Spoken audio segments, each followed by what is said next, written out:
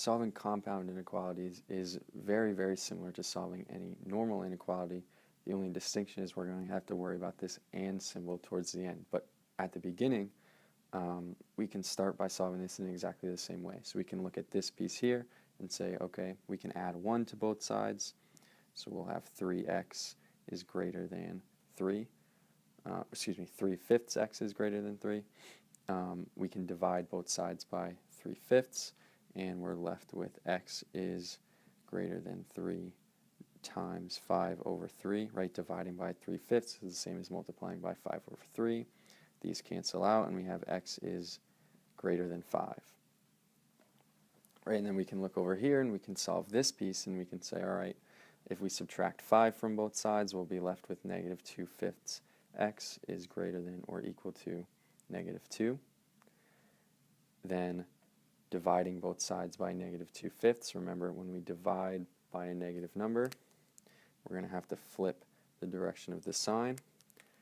But we have negative 2/5, negative 2 divided by negative 2/5, which will be x less than or equal to negative 2 times 5 over negative 2.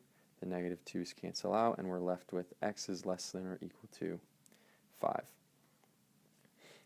Right, so both of these things, since we have the and symbol, have to be true. So we have x has to be greater than 5, and x has to be less than or equal to 5. So we can write this in interval notation as x greater than 5.